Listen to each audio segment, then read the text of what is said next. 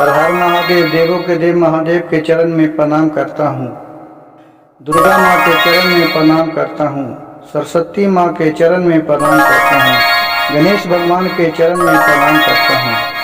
गुरु भाई गुरु बहनों के चरणों में प्रणाम करता हूँ। भाई गुरु बहन, आज का शिव चर्चा कथा बहुत ही ज्ञानवर्धक और बहुत कुछ सीखने योग्य बातें हैं।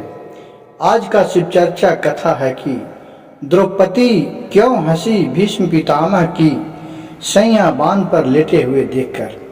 इसका रहस्य आप जानिए।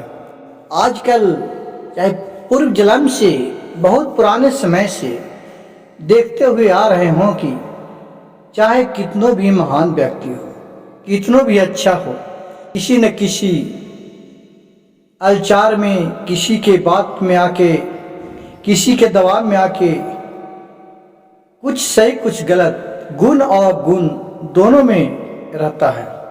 उसी तरह महाभारत का एक छोटा सा चर्चा है कि द्रौपदी भीष्म पितामह को सैया पर लेटे हुए देखकर क्यों हंसने लगी। गुरु भाई गुरु बहन, जब देखिए पूरा महाभारत खत्म हो गया, भीष्म पितामह का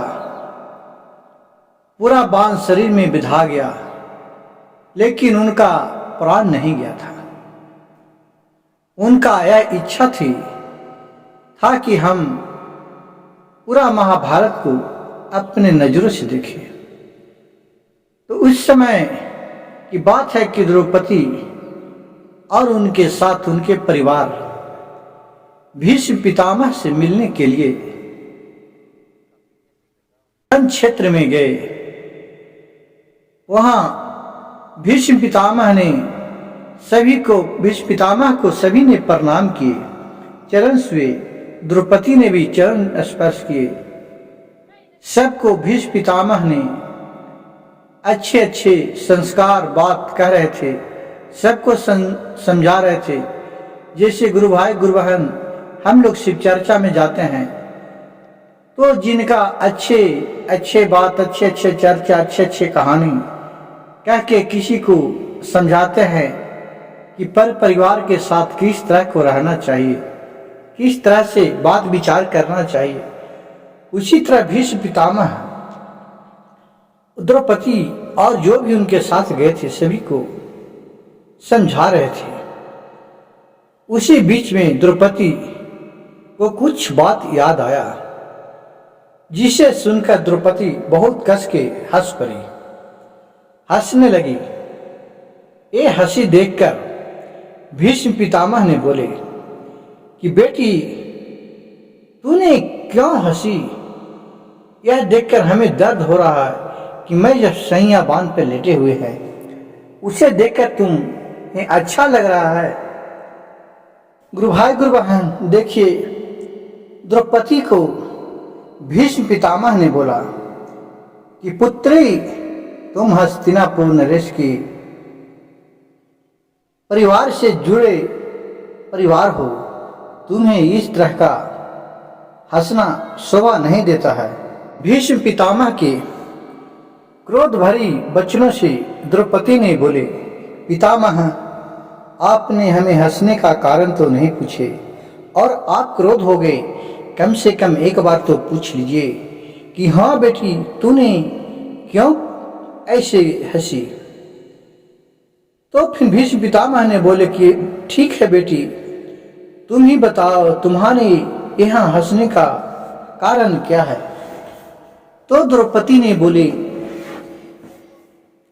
हे पितामह, जिस वक्त मेरी चिरन हरण उसी हस्तिनापुर में हो रहा था, उस तरह वहां मेरे सास ससुर, देवर बरजेठ सब कोई थे, आप भी थे, बड़े बड़े योद्धा थे। उस समय ने तो किसी ने आवाज नहीं उठाया कि हाँ मैं इस घर का पुतो हूं। किसी ने हमारे पक्ष नहीं लिया। आज फिर क्यों आप बता रहे हैं कि तुम इस घर के घराने की बहू हो। इतना सुनकर भीष्म पितामह का नजर झुक गया, उनका जवाब मिल गया। गुरु भाई गुरु बहन, सोचिए कि चाहे वो कितनो भी बड़ा आदमी हो, महान हो, कोई हो, किसी न किसी सब में गुण और अवगुण दोनों छिपा हुआ रहता है। लेकिन जब तक उसका अच्छाई, उसका बोलबाल, उसका चाल रहता है, उसका समय अच्छा रहता है, उसका सारी बुराई अच्छे हो जाता है। जैसे कहते हैं जिसका समय अच्छा बीतता है तो मट्टी को छूते ही सोना बन जाता है, और सोना को छूते ही जब समय खराब होता है तो मट्टी बन जाता है। इसी तरह जब समय अच्छा चलता है गुरु भाई गुरु बहन, तो आप कितनों भी बुराई कीजिए वो अच्छाई में ही गिनती आता है।